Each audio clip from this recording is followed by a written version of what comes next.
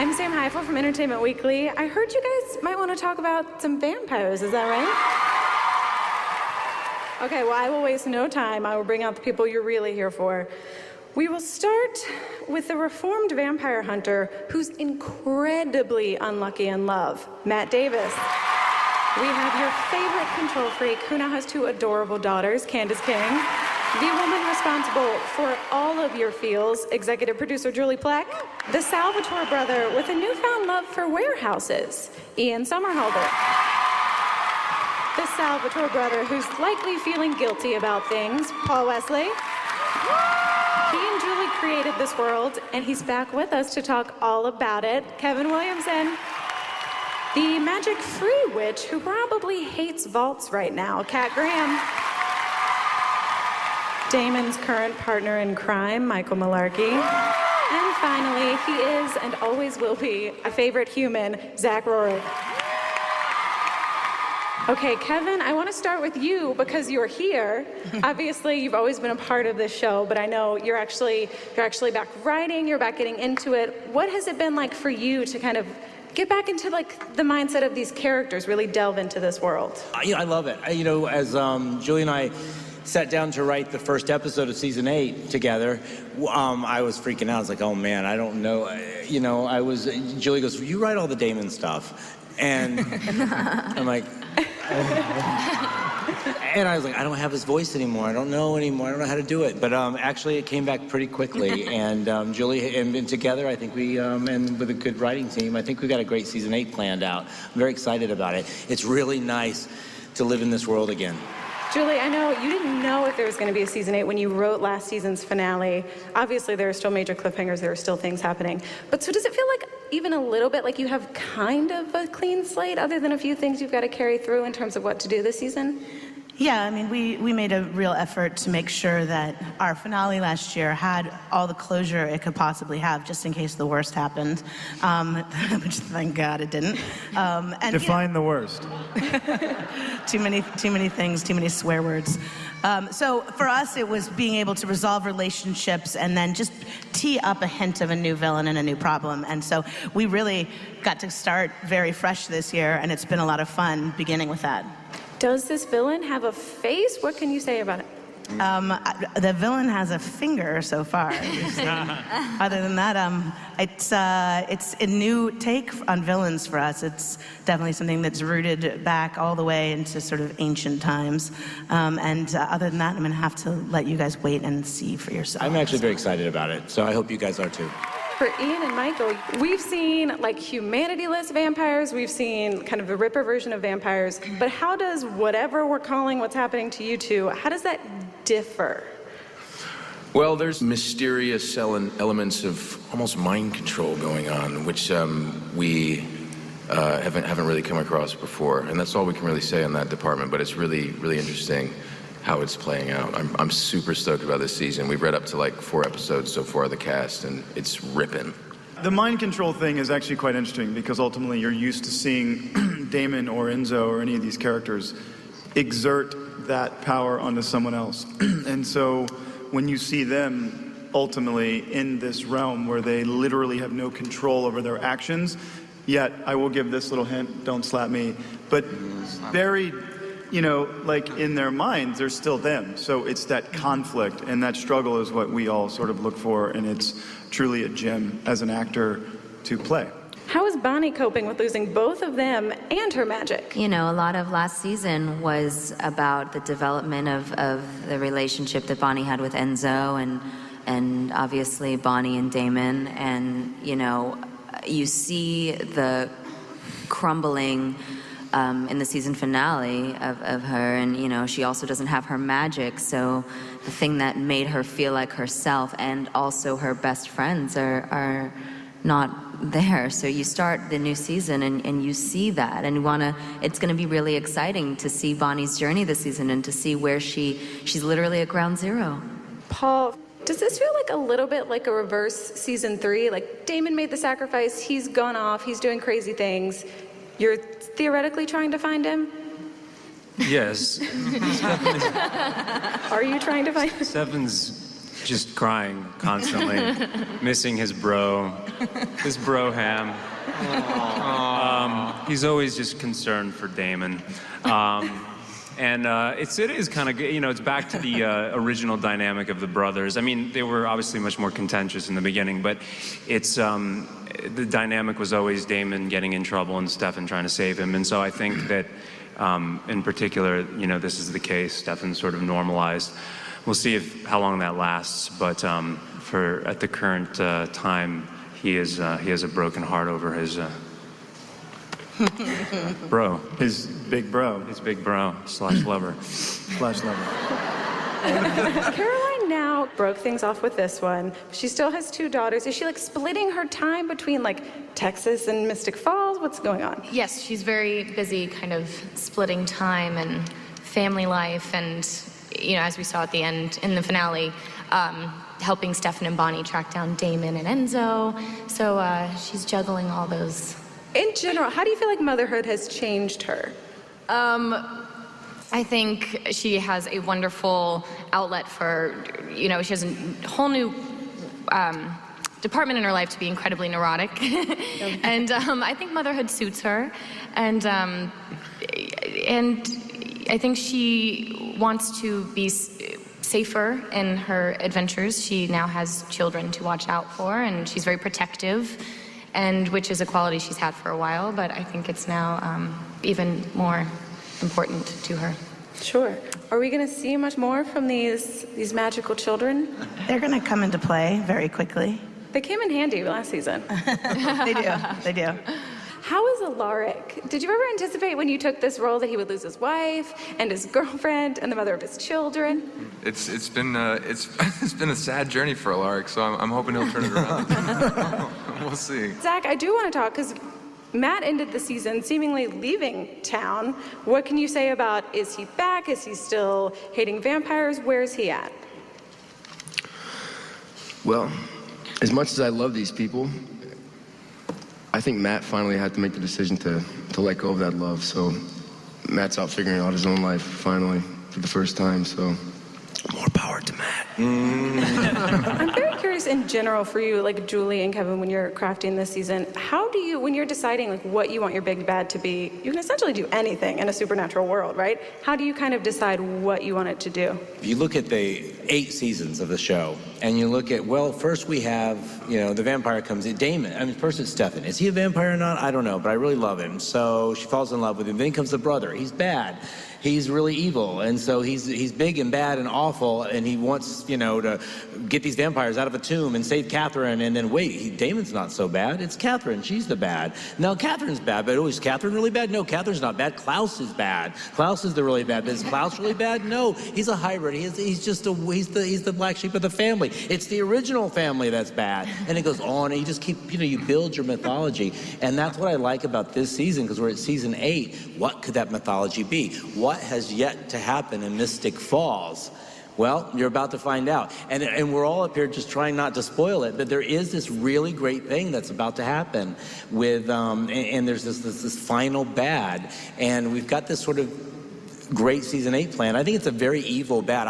When Julie pitched it to me, from last year, and she said, here's where we want to go with the season, I was like, wow, that's pretty cool. And then I said, and I was like, I kind of knew a little bit about this mythology that they were sort of utilizing, and I thought it was such a clever, cool way to infuse Mystic Falls with this ultimate evil, and it's like a little cherry on top of the entire mythology of Mystic Falls, and that's what I love about it. And so anyway, I think Julie and the writers have done an awesome job with planning out this season, and that's why I'm very excited about it. So there you have it. I do want to take it back just briefly for Paul and Ian. The scene in season 7 where the brothers have the phone call conversation. 7 years in the making, they finally hashed this out. For you all, was it more difficult that it was over the phone as opposed to in person? You couldn't see each other. Did you enjoy that aspect of it? Yeah, that was great. Yeah, that was a really, really well we written. We were great. Julie directed the out of that episode. It was pretty incredible. That's right. And this guy was so dialed in. We loved that script so much. That script was incredible. By the way, and mind you, well, What? You were outside in all that stuff, and the snow is fake, and you know the snow is fake, and yet you're still freezing. Yeah. It's a really bizarre thing. Psychologically, it does. And I had just come off of directing my episode, so I was total wackadoodle. And then all of a sudden, the next day, I'm on set with Julie, and I'm reading behind the monitors. I have 2 earpieces on, and I'm working with Paul, reading the stuff, and watching him crawl through that snow and go through this emotional journey was cool. But the stuff in the car, it was kind of cool that we weren't together. You guys showed up for each other, though. That was the nice thing. I was just going to say, We read for each other. We were there together, yeah. You 22 episodes for 7 years, and it's like we always try to give it our all, but sometimes a scene comes in or a script comes in that you're just like, I can't help. I don't care how I'm feeling. I can't help but like really put 100% of my effort into this. And for some reason, that scene, even though Ian and I have done thousands of scenes together, literally hundreds. We both just cared about it so much. It was a payoff for these brothers, I think. It was like a cool moment, and yeah, you were really good in that. Oh, well, thanks. So were you. For Kat and Michael, you guys, your relationship was a beautiful part of last season, obviously. You got to play a lot of different sides of it, a lot of great scenes. What do you kind of enjoy most about this dynamic between these two characters? I love how beautifully intense both of these characters are. We've seen them go kind of to the edge and back, and they both could be really good, and they both can be really evil, and they both have these incredibly redeeming qualities. And I love how passionate their relationship is. I think it's really sexy. Just be sexy. There you have it. What are you going to say about that, Malarkey? I always thought that Enzo brought the fire out in Bonnie, and Bonnie brought the goodness out in Enzo, and I feel like that created this really beautiful dynamic and groundedness to 2 characters that had not really had those kind of roots before, And for Enzo, he'd never really had a family at all, and so finding himself in love with somebody was the thing that meant the most to him, and now it's been ripped away from him. But we'll see how that all pans out. We have a lot of cool stuff coming up this season too, so You guys will be happy. like it. Julie, you guys did some episodes in season 7 that were unlike anything you'd ever done. You had a Damon-centric episode. You really tried new things. Is that something you want to continue? Or are there more kind of, I shouldn't call them experiments, but you know what I mean? Are there more experiments coming? We are actually in the middle of breaking the episode that airs right before Christmas, which is our mid-season finale, and we have a lot of great sort of Christmas story kind of concept-y ideas that we're a little bit excited about. No clue if that's what it's going to end up being, but right now it's a lot of fun to talk about. Are we for sure back in Mystic Falls at this point? Yeah, we start the season back in Mystic Falls. Damon and Enzo are not, and so in that way we've got to kind of work to bring them back home into the fold, whether good or bad. The show definitely is still going to have a lot of elements out there in the ether, but it's very, very securely grounded back home this year. It's all about kind of bringing it all back home. Candace, you talked about, obviously, Caroline will be helping Stefan, Bonnie, everybody try to find Damon. He's Bonnie's best friend. He's Stefan's brother. Do you find Caroline having to kind of be like the level-headed, like calming emotions person in this triangle? Yes, but I also think that Caroline has put a lot of the past behind her. At this point, we saw in the finale that her and Stefan came together, and so she's really just trying to be a support system for him, and I think that's her main goal right now, is just supporting her love and her children. Sure. Julie, how long is that happiness going to last? It's no secret I've been rooting for this couple to be together since episode 202. So, I'm certainly happy to bring them to this place where they can live in as much happiness as they can find in these moments with all the crazy circumstances. So it's never going to be easy. It's always going to be a roller coaster. But they do have a connection that's really important. They're best friends, and they love each other deeply. And Stefan needs that right now more than anything. And so she's a really powerful touchstone for him, and vice versa. I love you, Caroline. Love you, Stefan. Oh, that's good. Zach, what do you feel like the key to staying human is after all these years? I think the key for Matt staying human has just been making sure that his friends, who are ironically supernatural and more powerful than him, making sure they're okay. And so somehow by making them stable, he's maintained throughout.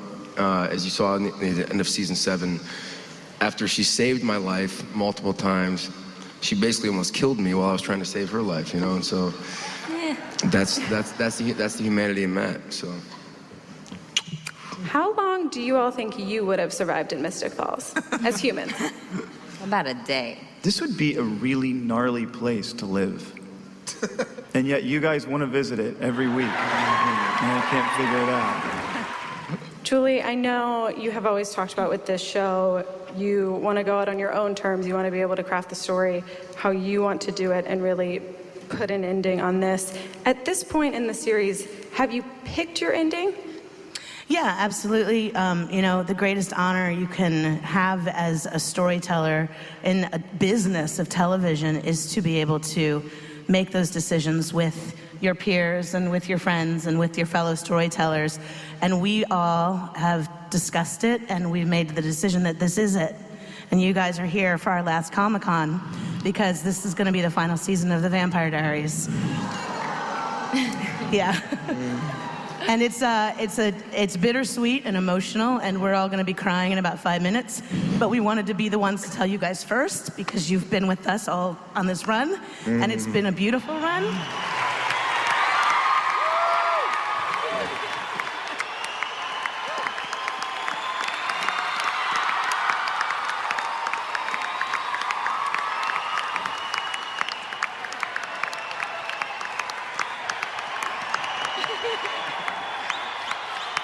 It's your turn to ask questions. We're going to throw it out to you guys, so go ahead and line up at the mic and see what you got. Well, when I conceived this character, I wanted him to sort of be like Mick Jagger meets Brando by way of somebody like Mick Jagger or somebody like Cary Grant kind of thing. And so that look is either, did I forget my keys? I like to call my underwear clean? I like to call it's like a million different things. You know what it is, Ian. Come on. It's the sandstorm. There's a sandstorm. Imagine a sandstorm. It's just the wind that's blowing sand. That's what it is. Come on. That's what we all do. It's the actor trick. Just pretend you're in a sandstorm. Clint Eastwood. Okay, by the way, Paul came up with that season 1, and it's a bunch of bullshit. It's not a sandstorm. It's just wind. Wind. I think it's a sandstorm. A sandstorm. That's amazing. It's wind.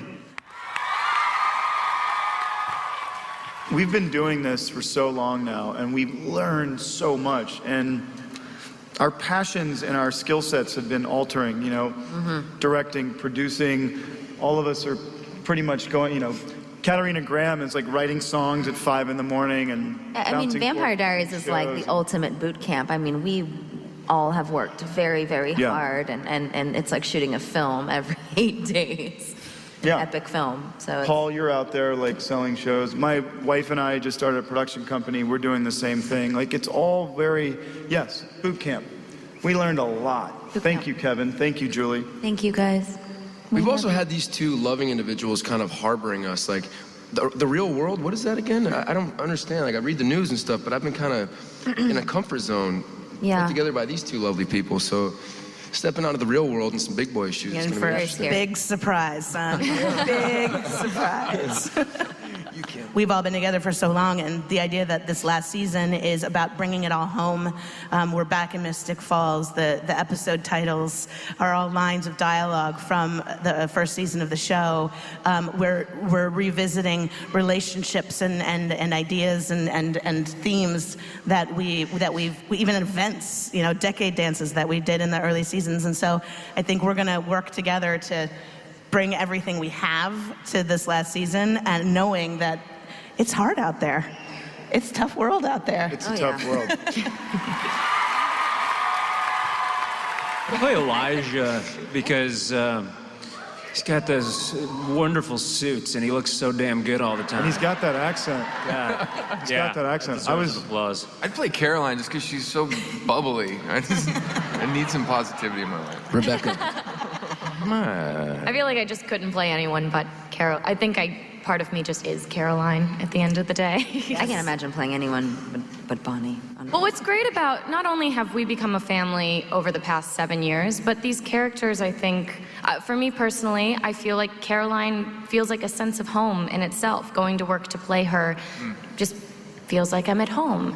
And so it's sad to obviously leave all of these great people, but to also say goodbye to these characters that you've been a part of and that have eventually become a part of you. And when life does imitate art at some points, it's. Are we all gonna lose our minds? We might. We might.